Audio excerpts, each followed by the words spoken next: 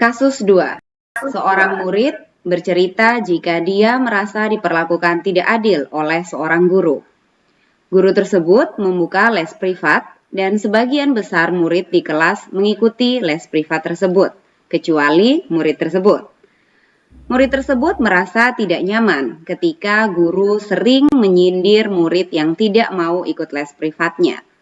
Bahkan, murid tersebut juga merasa bahwa nilai yang diberikan pun tidak adil. Para murid yang mengikuti les guru tersebut mendapatkan nilai yang lebih baik dari murid tersebut. Bagaimanakah cara Anda menanggapi hal ini?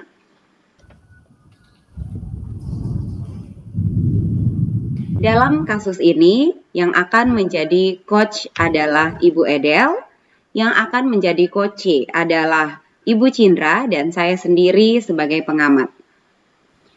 Ibu Edel adalah guru mata pelajaran kimia pada kelas 10 MIPA 2. Ibu Edel menyadari bahwa salah satu siswinya yang bernama Cindra sudah tidak mengikuti pelajarannya selama 4 kali berturut-turut. Artinya, selama sebulan ini, setiap hari Rabu, Cindra tidak datang sekolah. Benar saja, keesokan harinya, yaitu hari Kamis, Ibu Edel mengunjungi kelas 10 MIPA 2. Dan ternyata hari itu Cindra hadir. Dari teman-temannya, Cindra mengetahui bahwa Ibu Edel menanyakannya saat pelajaran kimia kemarin. Melihat kedatangan Ibu Edel untuk mengecek kehadirannya lagi, Cindra langsung berdiri dan menemui Ibu Edel. Maaf Bu, kata teman-teman, Ibu menanyakan saya. Iya, benar Cindra, Ibu menanyakanmu. Ibu ingin bicara dengan kamu. Sebenarnya saya juga ingin bicara dengan Ibu. Boleh tidak saat jam istirahat? Nanti saya ke ruangan Ibu. Apakah bisa Bu? Oh, tentu saja nak. Terima kasih Bu. Saat jam istirahat. Permisi Bu, selamat pagi. Selamat pagi. Cindra, kamu sudah datang. Ayo silakan duduk dulu nak. Terima kasih Bu. Cindra, katanya ada yang mau kamu sampaikan ke Ibu. Apa itu nak? Begini Bu, saya ingin menyampaikan alasan kenapa setiap hari Rabu saya tidak datang sekolah Bu. Jadi saya tidak mengikuti pelajaran Ibu. Karena di hari Rabu ada juga pelajaran lain yang gurunya membuat saya merasa tidak nyaman. Sehingga saya ingin ke sekolah di hari ada pelajaran guru tersebut, Bu. Oh, kira-kira apa yang bisa Ibu bantu dan apa yang kamu ingin capai di akhir diskusi kita ini, nak? Baik Ibu, jadi yang jelas saya ingin mendapat solusi dari masalah yang saya hadapi ini Bu. Terus ada lagi? Saya juga ingin perbaiki cara belajar saya Bu, supaya dapat nilai yang optimal dan merasa nyaman lagi ketika mengikuti pelajaran tersebut. Baiklah. Sebelumnya, apa kamu bisa ceritakan ke Ibu hal apa yang membuatmu merasa tidak nyaman pada mata pelajaran tersebut? Jadi begini Bu, saya bingung. Saya merasa belakangan ini saya diperlakukan tidak adil oleh guru mata pelajaran tersebut. Tidak adil seperti apa yang kamu maksudkan? tidak adilnya seperti dalam hal pemberian nilai ulangan, Bu. Kenapa kamu merasa tidak adil? Karena setiap kali saya mendapatkan nilai, nilai saya kecil dibandingkan dengan teman-teman yang lain. Bukankah sesekali mendapat nilai kecil itu tidak apa-apa, Cindra? Iya betul, Bu, tapi di pelajaran tersebut hanya saya saja, Bu. Atau mungkin kamu kurang mempersiapkan diri saat waktu ulangan? Mungkin juga ya, Bu. Nah, kalau seperti itu, lalu apa yang membuatmu merasa tidak adil dari guru tersebut? Nah, jadi begini, Bu. Guru tersebut kan membuka les privat. Terus sebagian besar murid di kelas kami mengikuti les privat tersebut, kecuali saya. Bisa dijelaskan lebih lanjut apa yang membuatmu merasa tidak adil dengan gurumu yang membuka les privat tersebut? Ya, itu tadi, Bu, saya merasa kalau nilai yang diberikan oleh gurunya tidak adil. Soalnya semua teman-teman saya, para murid yang mengikuti les guru tersebut, semuanya mendapatkan nilai yang lebih baik dari saya, Bu. Oh, begitu rupanya. Iya, seperti itu, Bu.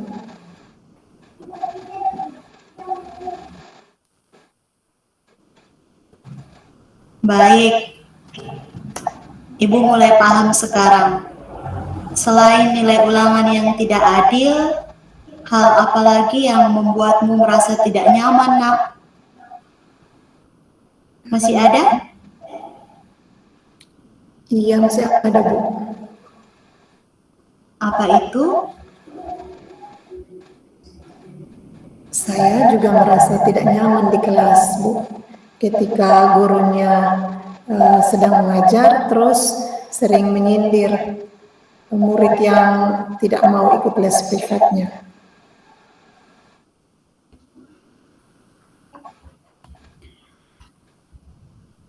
Guru menyindir, kamu yakin dengan perkataanmu? Saya merasa seperti itu, Bu.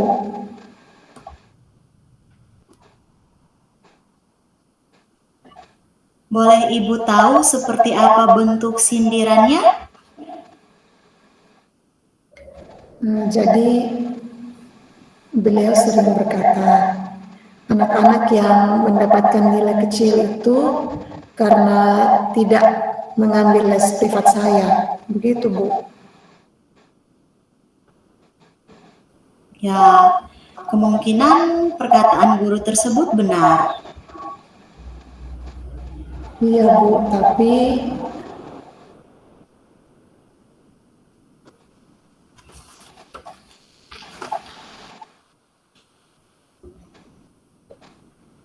Tapi apa yang membebani pikiranmu setelah guru tersebut berkata demikian? Bisa kamu sampaikan? ya, saya merasa kalau guru tersebut jelas menyindir saya, Bu, karena hanya saya saja yang tidak ikut. Oh, seperti itu rupanya. Iya, Bu. Terus saya merasa tidak nyaman. Saya jadi berpikir mendapatkan nilai yang lebih baik karena mengikuti. 3. Ya, Bu, jadi saya merasa tidak nyaman. Saya menjadi berpikir kalau teman-teman saya yang mendapatkan nilai yang lebih baik itu karena mengikuti les privat tersebut, Bu. Ya, ada kemungkinan seperti itu. karena mereka mengikuti les Makanya, Bu. tambahan. Iya. Jadi apakah kamu tidak penasaran dengan materi atau trik-trik menyelesaikan soal yang teman-temanmu peroleh saat les privat? Ya jelas penasaran, Bu. Nah, kalau begitu, selama ini langkah-langkah apa saja yang telah kamu lakukan untuk mengobati rasa penasaranmu tentang hal itu? Saya pernah sesekali menanyakan kepada teman-teman yang mengikuti les privat tersebut, Bu. Oh, teman-temanmu menceritakan pengalaman mereka mengikuti les kepadamu? Iya, Bu. Ada satu teman saya yang mau berbagi dengan saya. Wah, baik sekali temanmu. Oh iya, apa yang kamu tanyakan pada temanmu? Saya bertanya pemahaman mereka tentang materi yang disampaikan setelah mengikuti les privat tersebut. Lalu, apa kata temanmu? Ya, mereka bilang kalau mereka lebih paham, Bu, dengan penyelesaian soal-soalnya. Karena mereka kan dilatih dengan berbagai jenis soal. Dan mereka belajar lagi ketika di rumah dengan contoh soal lainnya. Nah, itu kan ada nilai positifnya ketika mengikuti les privat. Nah, kalau dari kamu sendiri, kira-kira apa yang ingin kamu lakukan? Begini ya, Bu, sebenarnya saya berencana untuk menemui guru tersebut untuk mengkonfirmasi apa dugaan saya itu benar atau tidak. Terus kenapa tidak kamu lakukan? Ya, saya masih ragu ya, Bu. Saya takut nanti dimarahi. Oh, jangan khawatir. Apakah sebelumnya kamu pernah dimarahi beliau? Di kelas mungkin? Tidak pernah sih, Bu. Lalu, kenapa tidak kamu mencobanya dulu? Ya, benar juga ya, Bu. Saya seharusnya mencoba menemui guru tersebut ya, Bu. Ya, kamu mencobanya dulu, biar kamu tahu seperti apa reaksi guru tersebut. Baik, Bu, akan saya lakukan nanti. Bagus. Setelah kamu bertemu guru tersebut, apa yang ingin kamu sampaikan? Saya ingin menyampaikan kalau saya tidak bisa ikut les privatnya dan bertanya apakah kalau tidak ikut lesnya itu akan mempengaruhi nilai saya di kelas, Bu. Hanya itu saja yang ingin kamu sampaikan? Sebenarnya ada lagi, Bu.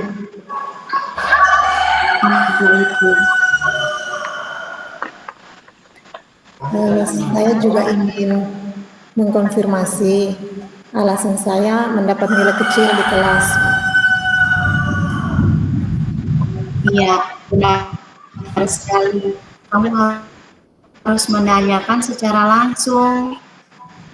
Jangan hanya menduga-duga saja, ya. Bagus, kamu harus lakukan itu. Baik, Bu.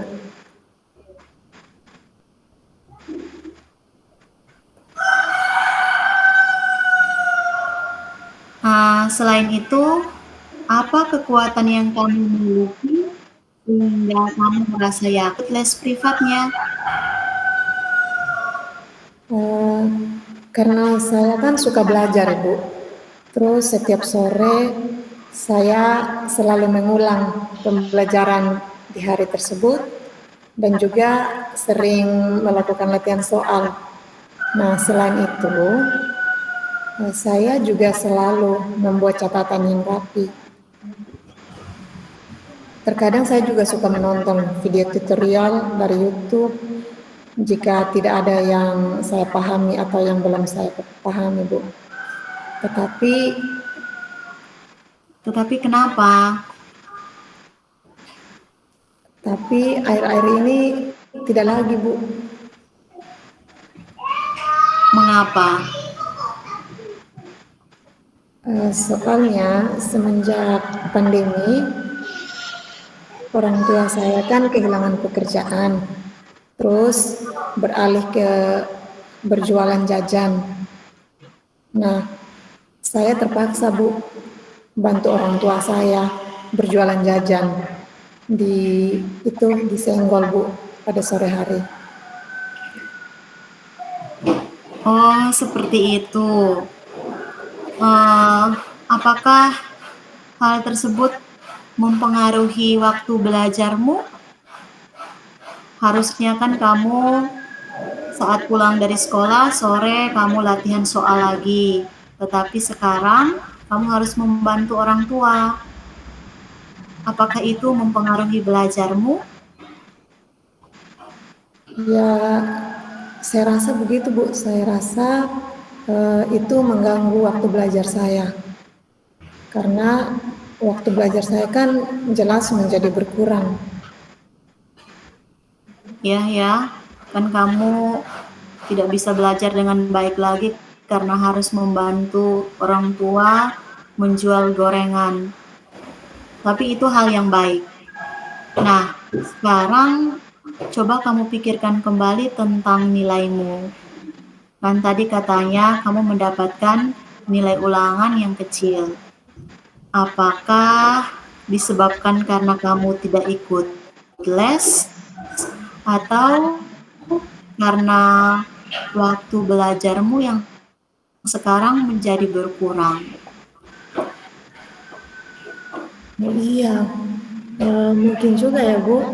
Itu mungkin karena waktu belajar saya yang berkurang.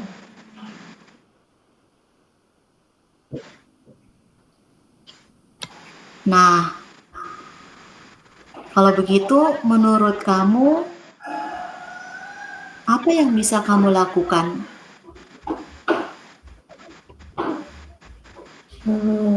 Kalau menurut saya, untuk ikut les privatnya guru tersebut, rasanya tidak mungkin ya, Bu.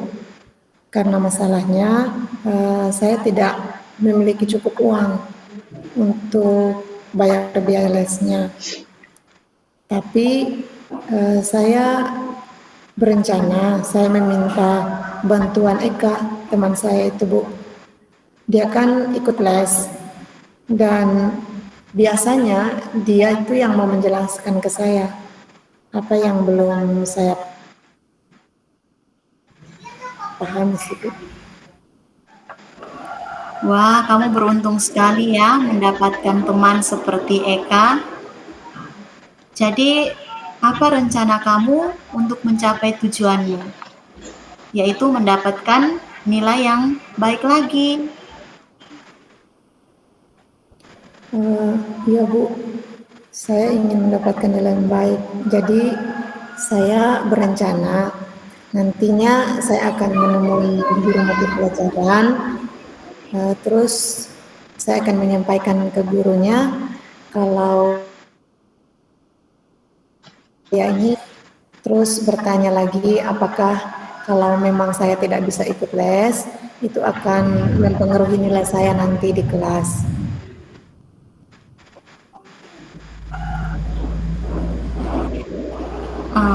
Masih ada lagi? Oh iya, Bu, ada, Bu. Saya juga ingin mengkonfirmasi tentang jawaban. 3. Iya benar, Bu, masih ada lagi. Saya juga ingin mengkonfirmasi mengenai jawaban tes yang diberikan oleh guru tersebut. hanya itu saja ataukah kamu masih ada pertanyaan lagi? Eh, Masih ada dan yang ingin kamu sampaikan lagi? iya Bu. Terus saya nanti akan belajar lebih giat lagi sehingga saya bisa mendapatkan nilai yang tinggi walaupun nanti saya tidak bisa ikut les. Jadi jika saya menemui kendala dalam belajar, jika saya ada menemui kendala, yang pasti saya akan meminta bantuan Eka. Itu saja sih Bu. Bagus, Ibu sangat suka rencanamu itu. Jadi, jangan hanya minta bantuan Eka. Jika kamu sudah mengkomunikasikan dengan guru mata pelajarannya, jika kamu ada kendala, kamu juga bisa menanyakannya ke guru mata pelajaran secara langsung. Ya, oke. Lalu, komitmen apa yang kamu lakukan untuk menjalankan rencanamu itu?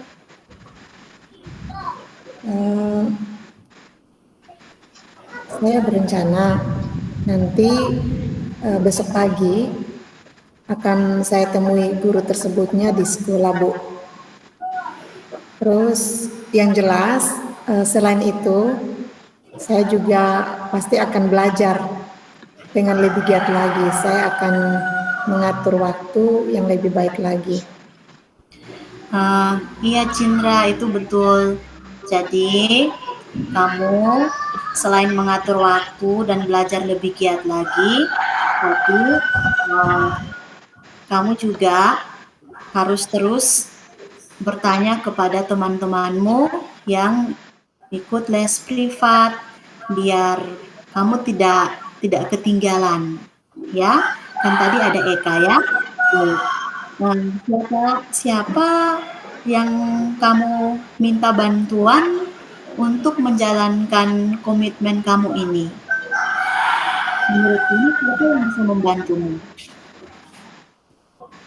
Ya Bu, yang jelas kan Eka sering membantu saya, jadi saya akan meminta bantuan Eka untuk mengingatkan saya, terus membantu saya dalam belajar, karena dia kan ikut les privatnya. Iya, bagaimana dengan orang tua kamu? Apakah kamu akan menyampaikan kepada mereka? Ya Bu.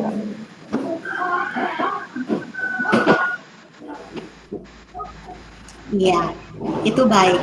Jadi, kamu harus menyampaikan kepada mereka juga.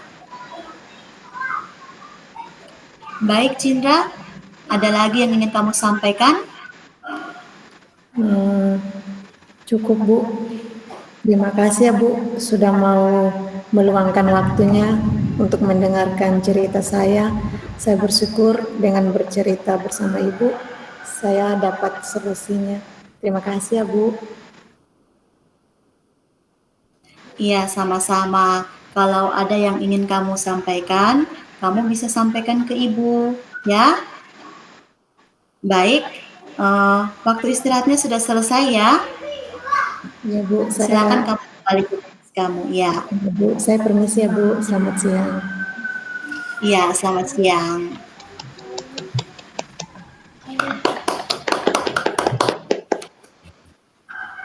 Oke, baik sekali. Saya akan memberikan umpan balik terhadap praktek coaching yang dilakukan oleh Ibu Edel dan Ibu Cindra. Jadi yang pertama luar biasa sekali praktek coaching yang sudah dilakukan oleh Ibu Edel sebagai coach dan Ibu Cindra sebagai coach. Jadi setelah melihat praktek coaching yang dilakukan secara keseluruhan, tahap-tahap TIRTA yaitu tujuan, identifikasi, rencana aksi, dan tanggung jawab sudah terlihat. Yang pertama saya akan membahas tentang tujuannya. Tadi tujuannya juga sudah jelas tersampaikan dan tujuannya juga berasal dari Coach, yaitu Ibu Cindra di sini.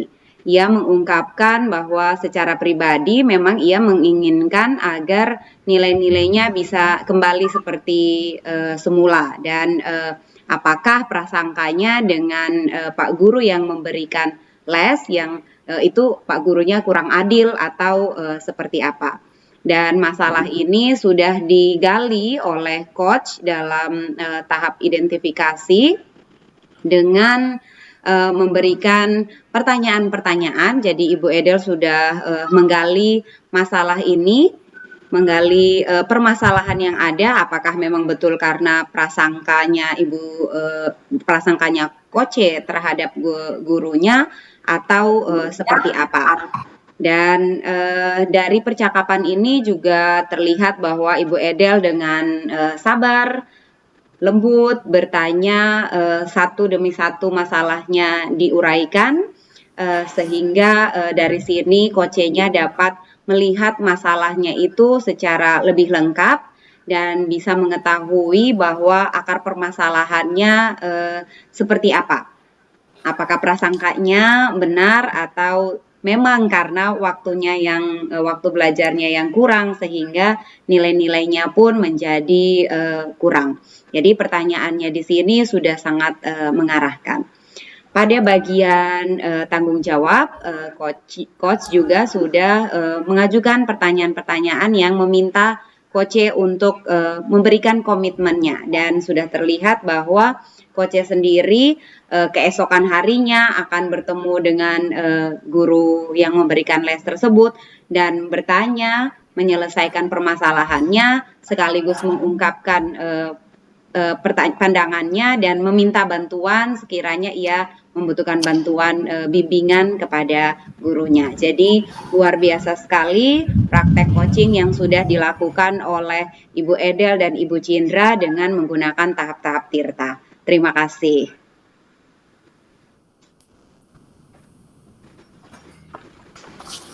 Terima kasih Bu Nur. Sama-sama. Teng.